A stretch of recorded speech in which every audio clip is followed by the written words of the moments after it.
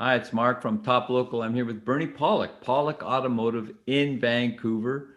23-time winners of Best Auto Repair in Vancouver as voted by their customers. So, we're talking cars. How you doing, Bernie? Good.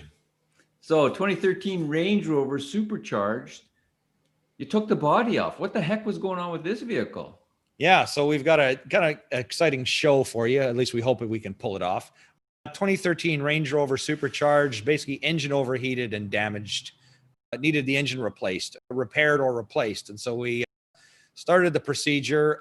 The best way to get the engine out of this vehicle, believe it or not, is to actually lift the cab off. It's like a Ford F-350 or something diesel, where you basically take the cab off to service the engine.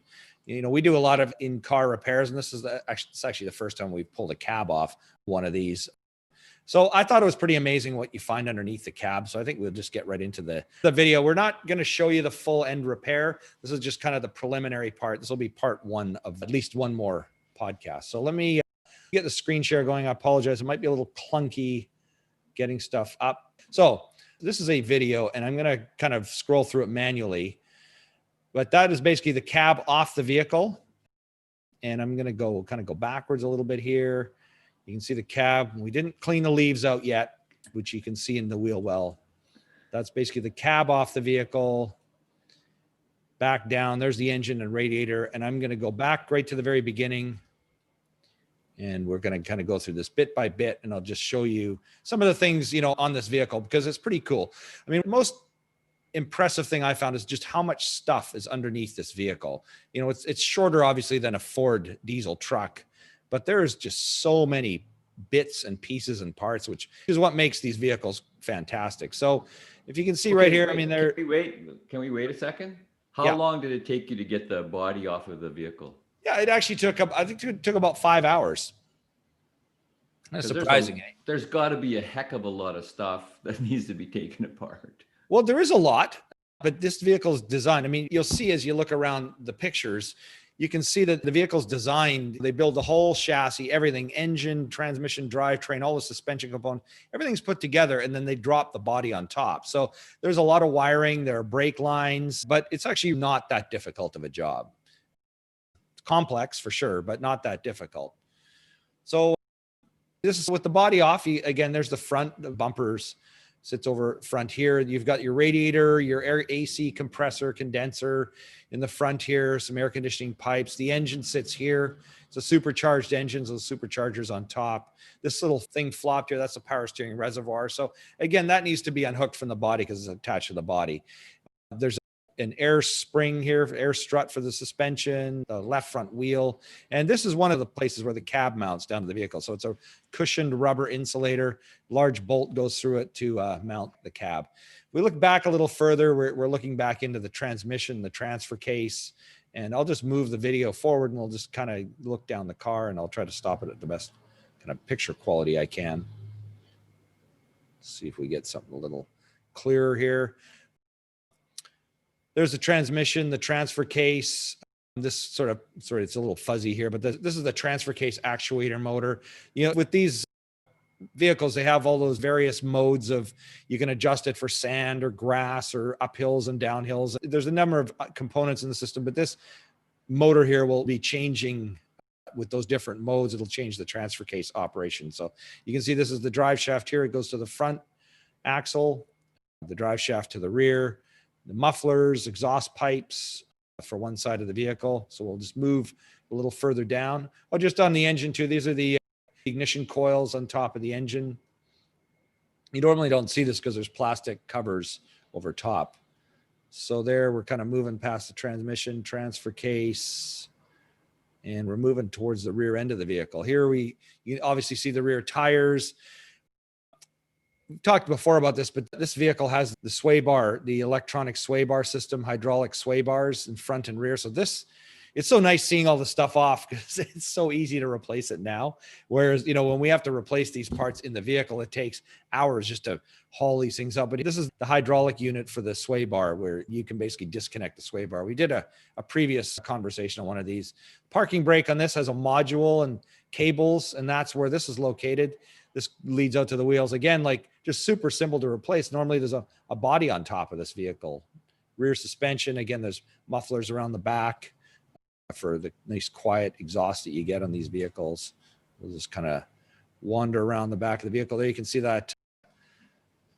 Sorry, that was a nice clear picture earlier, but again, the hydraulic unit for this air spring. There's some wiring that needed to be disconnected, wiring connectors. So there's quite a few of them that needed to be disconnected. We'll just wander around the back bumper area, the spare tire you can see, parking brake module, the air suspension unit, and there's one of the rear air struts, another cab mount. So you can see the cab mounts there. This is the rear differential and the drive shaft. So again, I don't know if you can see, but everything's there's a lot in this vehicle, a lot put together. You can see why these vehicles are not cheap to buy. You're buying a lot of components when you get one of these vehicles. Fuel tank, this will be where the fuel pump is located, fuel lines, vents, and so on. And then just trying to find a clear picture. There's the rear drive shaft. You still with me there, Mark? Am I? Yep. Still somewhat interesting. Transmission, again, we got a little blurry video. Here's the catalytic converters. Again, it's a dual exhaust system, so there's one on each side here. Oxygen sensors are these components here. So again, we're looking forward here, the right front tire, the suspension strut, the engine. We'll just work our way around here. What do we got? Good clear view of the transmission and the engine. So what we ended up doing with the engine, you're going to see some pictures in the future, but we ended up removing the cylinder heads because, first of all, the engine had been overheated. We assumed the cylinder heads were bad. We did end up replacing the engine with a used one because the engine was too badly damaged from the overheating, and we'll talk more about that. But these valve covers, you can remove all these components in the car, but when it comes to the cylinder heads, there's just too many pieces crammed right against the firewall and against the body to remove it in the car. So this is why we took it out. And once you've got it out, we pulled the engine off the transmission, put it on an engine stand. It just made the repairs much easier to do. Why did the engine overheat? I don't know. This job was referred to us from another shop, and he'd done some repairs on it. I think he replaced the thermostat and water pump. I don't know the history of that, but he just didn't want to get into doing a service so large, take on something like this. So he referred the customer to us. And so that's why we're doing the work. So I don't know the cause of it yet. I know that there were no leaks when the vehicle was brought in, but certainly once we get this engine back together, we're going to be extremely, careful to road test it and make sure that everything's in good shape. There's no leaks. There's nothing that's going to cause it to overheat again, because certainly after a repair like this, you don't want that to happen. Can I ask you one more question? Oh, sure. How would that show up? How would an overheated engine typically look? I'm driving it. How would I know? Well, if your car is a temperature gauge, the gauge will probably shoot up to high. So this is important. Those gauges are there for a reason. Most cars don't have much in the way of gauges anymore other than a speedometer and a gas gauge, and some of them, a tachometer for engine speed. And then, a coolant temperature gauge. Even a lot of vehicles don't have temperature gauges anymore. They have warning lights. So if you have a car with a warning light and the red, and it'll always be red, if it comes on, shut the engine off. If the temperature gauge goes up full, shut the engine off. You'll also notice, and you may not see it overheating, like early signs, you'll notice coolant dripping on the ground. It's antifreeze. It comes in a variety of colors depending on the vehicle you have. Usually for a Land Rover, Range Rover, Jaguar, it's an orange colored antifreeze. You'll notice an orangey liquid on the ground. You might get steam under your hood. Those are some of the things.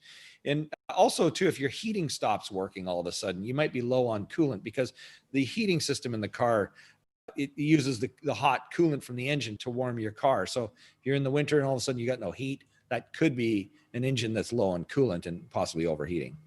Did that answer it? Yeah, absolutely. Cool. Excellent.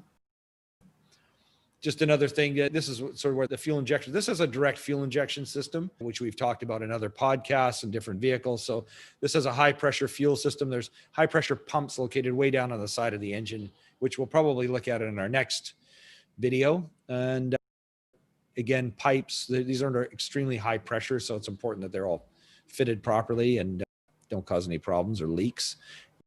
Coming around the front of the engine, we've got another reservoir. There's the radiator, good view with the hoses off. And of course, that's a critical thing to make sure it's working properly. And if it's plugged or leaking, that can cause engine overheating. I think we're coming around to the cab where we started. So we're full circle around the vehicle. So as an owner, one of the things that would prevent this from happening would be that I'm paying attention to the engine temperature gauge or the lights that are happening. Lights aren't as accurate as a gauge, but if I'm noticing that engine temperature starting to creep up, I'm going over the Coca-Cola or something and I'm matting it, trying to set speed records or whatever stupid reason I'm trying to go too fast, and the engine's getting too hot, time to stop, time to slow down. Absolutely. Especially, you mentioned the Coca-Cola. For those of you who don't live in British Columbia, that's a very steep, long highway grade, very, very steep.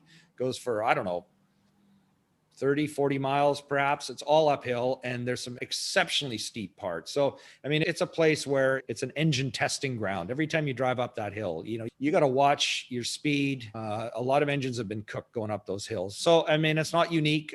If you have any mountainous terrain, those are where things happen. But you can still overheat your engine on a flat surface. It just doesn't quite happen as fast and as critically as you do on a hill. But yeah, watching your gauge, warning lights, these are important. They're put there for a reason. And, you know, a lot of times we don't look at our gauge. I mean, I drive all the time. I don't look at my gauges most of the time. But, you know, if you're going up a steep mountain drive, then I keep my eyes on the gauge. It's a good thing to do. You're driving up the mountain to go skiing somewhere. It just, you know, may not even be more than a 10-minute drive up a hill. Keep your eye on the gauge. It's an important thing to do. It'll save you a lot of money, like a lot of money. This is a extremely expensive repair job. It used to be a few years ago, you know, engines weren't that expensive. They've just become astronomically expensive to buy. Even like there's nothing used that's cheap. It's very expensive.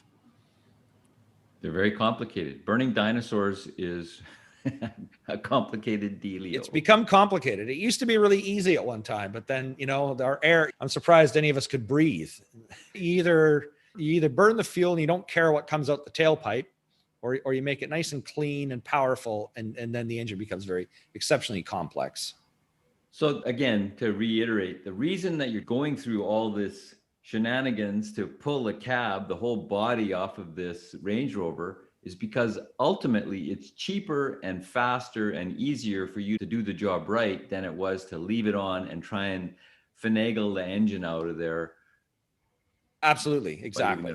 There's a few vehicles that are like this. I mean, they're not cars, because car bodies, it's a unibody, it's all put together. But any like trucks, you know, like Ford, we've done a lot of F-350s, you know, the 6-liter cab off things. But when they started doing the 6.4, 6.7 liter, the newer versions, they just designed the vehicle. Any repairs like this, the cab comes off. So they actually made it easier to remove the cab. Then like the 6 liters, we can still pull them off pretty fast, but the newer ones are even quicker because they know that, you know what, if anything goes wrong here, let's just make the cab really easy to remove. So that's smart thinking, I guess. You know, a lot of people will go, I miss the old days where the, you know, the engine compartment was huge and there was, you know, tons of room, but they just don't make them crawling in there and doing stuff. That's right. They don't make them. I remember I had a friend who had a Plymouth Fury from the late 60s, and it had a slant 6 engine. And when you open the hood, it was so big. I remember looking, you know, you could actually put 2 6-cylinder engines in this thing. Of course, you could get the thing with a 440 or a 426 Hemi, which would probably mostly fill the engine compartment, but there was just like so much extra space. You go, what the heck? Well, that's why people bought Volkswagens and small imported cars, because, hey, wait a minute, there's just a lot of waste here. Yeah. Well, even in my 65 Valiant with the slant 6, there was lots of room. Yeah, lots of room. Yeah. Yeah. And that was a compact car.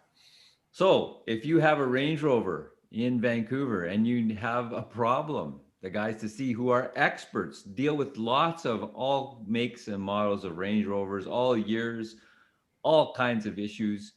These guys are the experts. Pawlik Automotive, you can reach them at 604-327-7112 to book your appointment. Check out the website, pawlikautomotive.com. Hundreds, including many videos on Range Rovers, Land Rovers, Jaguars, etc., all makes and models and all types of repairs. YouTube channels, Pawlik Auto Repair, same story there. Thanks for watching. We really appreciate it. If you like what we're doing, leave us a review.